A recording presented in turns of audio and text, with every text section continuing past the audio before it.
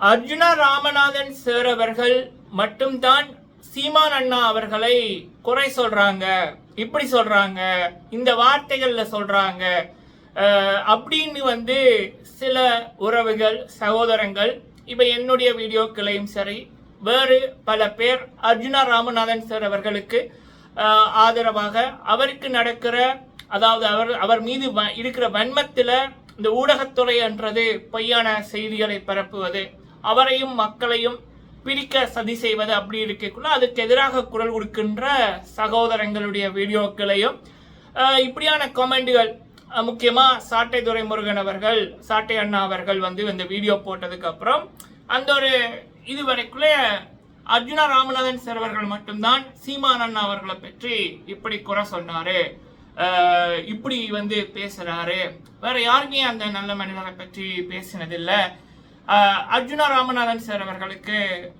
வன்மம் அப்படின்ற இதில் கருத்துக்கள் இருந்தது.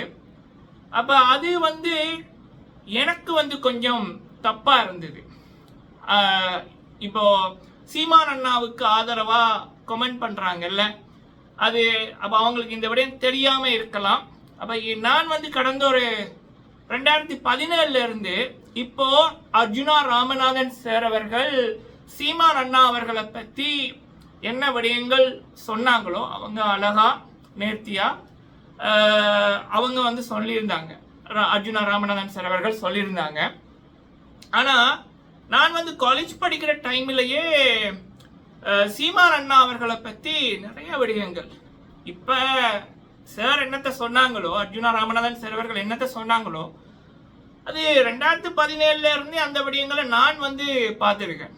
அதற்கு முதல் காலகட்டங்களில் என்னுடைய மாமாமார் வீட்டில் பேசி கொண்டிருப்பாங்க, சீமான் அப்படி பண்ற, நான் சொல்லல, அவங்க வீட்டை பேசக்குள்ள நான் சொன்னதை நான் சொல்றேன், சீமான் இதுக்கு தான் பண்றான், சீமான் அதுக்கு தான் பண்றான் அப்படின்றது இல்லை. அவங்களோட வயசும் சீமான் அண்ணாட வயசும் கிட்டத்தட்ட ஒன்று. அப்ப அப்படி அதில் அவங்க பேசியிருக்காங்க. சரியா? சரி, அப்ப அதை பற்றி நான் உங்ககிட்ட அந்த விடயத்தை சொல்றேன், நீங்க உங்களுடைய கருத்துக்களை ஷேர் பண்ணுங்க, நான் படிச்சுக்கிறேன். எனக்கு இது இந்த விடயங்கள் எனக்கும் ரொம்ப நாளா பேச ஆசை.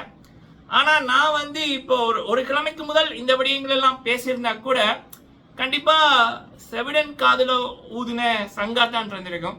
ஏன்னா எனக்கு அந்த விடயங்களை பார்ப்பதற்கோ இல்லை அதுக்கு ஒரு மக்களிடம் கொண்டு போய் சேர்ப்பதற்கான அந்த சகோதரங்கள் இல்லை. ஏன்னா நம்மளுடைய டாபிக் வேற இதா இருந்தது. ஆனா எனக்கு ரொம்ப நாளா இந்த விடயங்கள் பேசணும் அப்படி என்பது ஒரு ஆசை ஒண்ணு. அடுத்தது இப்போ என்டிகேயா இருக்கட்டும், டிவிகேயா இருக்கட்டும், டிஎம்கேயா இருக்கட்டும், ஏடிஎம்கேயா இருக்கட்டும், இப்போ சோசியல் மீடியாவில் அவங்கள பற்றி ஒரு கேள்விகள் இருந்துச்சு அப்படின்னா ஈஸியா நம்ம பேச முடியாது, பேச முடியாது. ஏன் அப்படின்னா அவங்களுக்குன்னு நிறைய பெரிய ஐடி விங்ஸ் இருக்கும். அதுலயும் என்டிகேக்கு மிகப்பெரிய ஐடி விங்ஸ் இருக்கு. எனக்கு தெரிஞ்சு என்டிகே, டிவிகே இந்த ரெண்டுக்கும் தான் மிகப்பெரிய ஐடி விங்ஸ் இருக்கு. அப்ப அதை பத்தி நம்ம ஒரு டவுட்டு கேட்கிறோம், ஒரு சந்தேகத்தை கேட்கிறோம், ஒரு குறை மாதிரி ஒரு விடயத்தை சொல்றோம்னா நம்மளோட வீடியோக்கள் போகாது. அப்ப அப்படி இருக்கக்குள்ள நான் வேற ஒரு டாபிக்கை பேசிட்டு நான் இந்த விடயத்தை எப்ப பேசியிருந்தாலும் அது ஒரு 20 பேருக்கு கூட போயிருக்காது. சரியா? அப்போ இப்போ எனக்கு ஒரு டைம் கிடைச்சிருக்கு. 10 வருஷமா நான் கேள்விப்பட்ட விடயங்கள், நான் பார்த்த விடயங்களை, அப்ப இப்ப அர்ஜுனா ராமநாதன் சார் அவர்கள் மட்டும்தான் இந்த வார்த்தைகளை சொல்றாரு, இப்படி சொல்றாரு அப்படின்னு வரைக்குள்ள கண்டிப்பா நான் இதை பேசி ஆகணும். அதனால நான் பேசுறேன். சரியா பிள்ளையா என்பதை நீங்கள் கமெண்ட்ல சொல்லுங்க. ஓகே, அதற்கு முதல் ஒரு விடயம் மக்களே, வீட்டில் பிள்ளைகளுக்கு அண்ணனும் அப்பாவும் உதவுற மாதிரி வேற மாமனாரோ தூரத்துறவோ யாருமே உதவ மாட்டாங்க.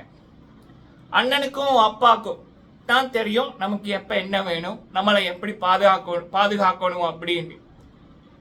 இங்க அர்ஜுனா ராமநாதன் சார் அப்படின்றவங்க அவர் கடந்த 2-2.5 வருடங்களாக அவருடைய மக்கள்களுக்கு அப்படி ஒரு பாதுகாவலராக இருந்திருக்காரு. தூர இருக்கிறவங்க நாங்கள் அதை பண்ணுவோம் இதை பண்ணுவோம் அப்படின்னு பேச்சால கவரலாம், ஐடி விங்ஸை வச்சு பிஜிஎத்தை போட்டு கவர்ச்சிகரமாக கவர்ந்திருக்கலாம். ஆனால் அவங்களால ஏதாவது உதவி உடனே வருமா அப்படின்னா எனக்கு தெரிஞ்சு இது வரைக்கும் வந்ததில்லை. தூர இருப்பவர்கள் சில விடயங்களுக்காக சில விடயங்களை சொல்லுவாங்க, அவங்களால எதுவுமே நடக்காது. நம்ம கிட்ட இருக்கிறவங்க தான் நமக்கு பாதுகாப்பு. சரிங்களா? எதுக்கோ ஆசைப்பட்டு இருக்கிற வைரங்களை விட்டுறாதீங்க அப்படி என்பது என்னுடைய இது. வைரம்ன்றது எல்லாருக்குமே கிடைக்காது. சரியா? வைரம் விலை உயர்ந்தது, தங்கம் ஈஸியாக வாங்கிடலாம், சேர்த்து வாங்கிடலாம். ஆனால் வைரம்ன்றது எல்லாருக்குமே கிடைக்காது. அர்ஜுனா ராமநாதன் சார் அப்படின்றவங்க ஒரு வைரம். சரிங்களா?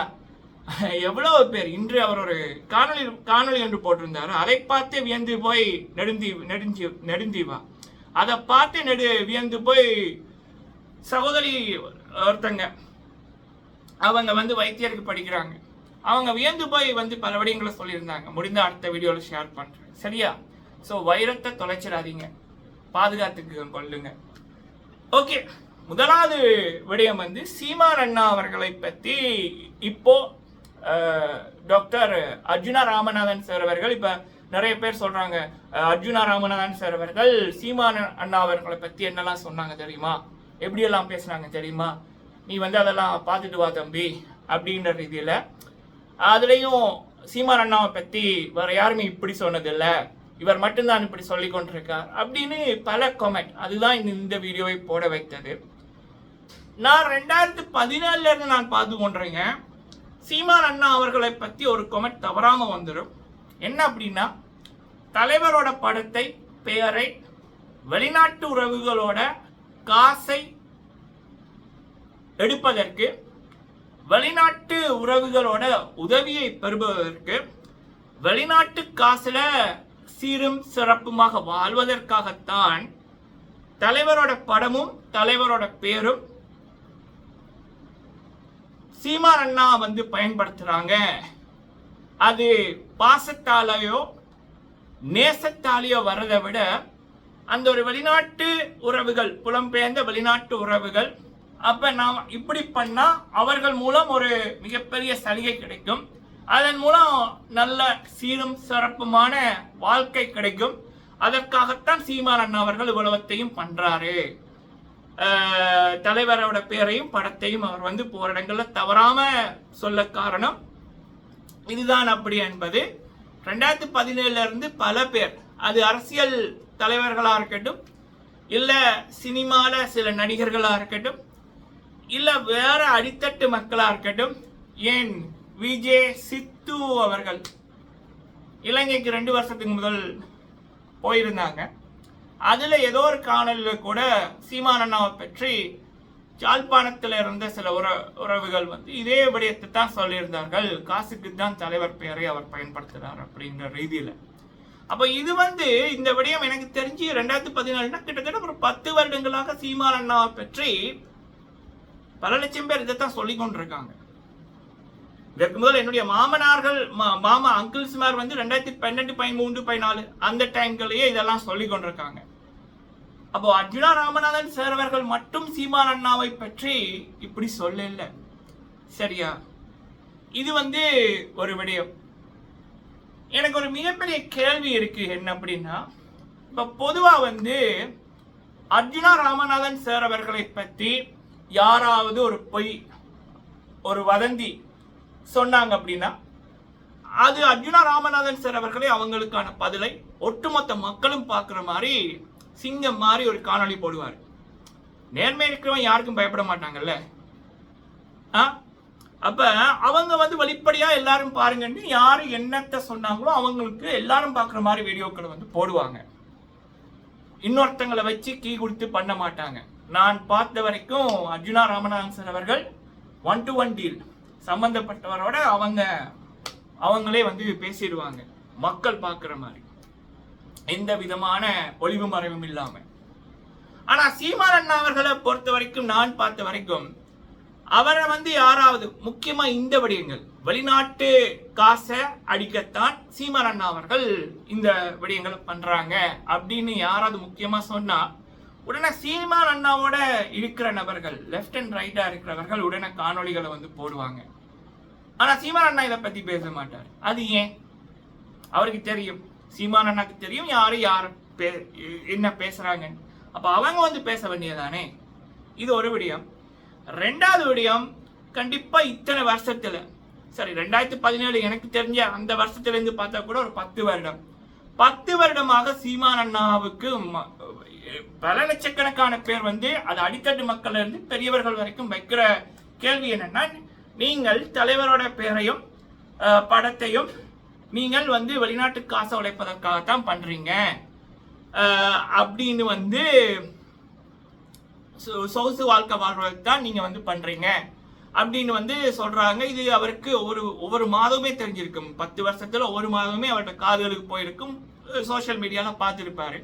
ஆனா ஒருக்கா கூட ஏன் சீமான் அண்ணா அவர்கள் ஒரு வீடியோவை போட்டு இல்ல ஒரு மேடை பேச்சுல நான் வந்து ஒரு பைசா கூட வெளிநாட்டு காசு வாங்கினது இல்லை, என்னை பற்றி இப்படி அவதூறு வருது, யாராவது எனக்கு வந்து இவ்வளவு காசு அனுப்பினது என்று நிரூபித்தால் நான் வந்து இந்த கட்சியை மூடிவிட்டு போறேன், இல்ல நான் அப்படின்னு ஏன் அவர் வந்து சொல்லல அப்படி என்பது எனக்கு ஒரு சின்ன ஒரு சந்தேகமா இருக்கு. அடுத்தது வந்து எப்ப ஒருத்தங்க மேல பயம் வரும் அப்படின்னா, நான் பொதுவா சொல்றேன், நம்ம வந்து ஒரு இடத்துக்கு ஆசைப்பட்டு கொண்டிருப்போம், இவருக்கு அப்புறம் நம்ம தான், அப்ப இவங்க எல்லாம் என்ன அந்த இடத்துல பார்க்கணும் அப்படின்னு. ஏன்னா நம்ம வந்து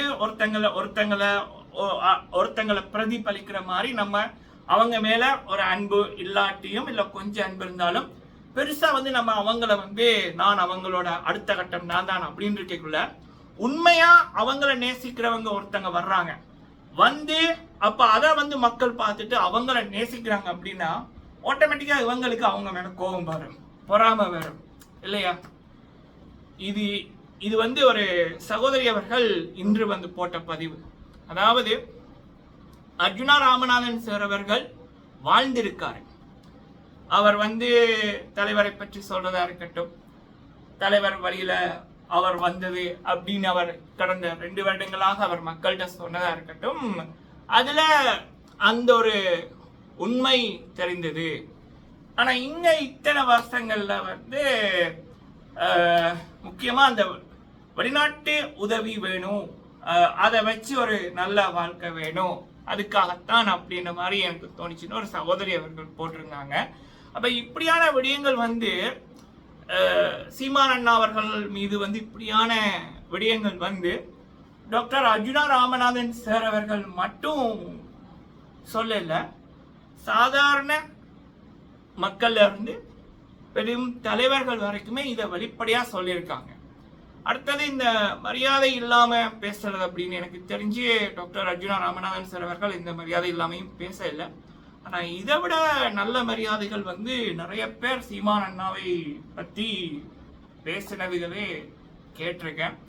அப்ப அதுக்கெல்லாம் பொங்காத கூட்டம் வந்து ஏன் அர்ஜுனா ராமநாதன் சார் அவர்களை மட்டும்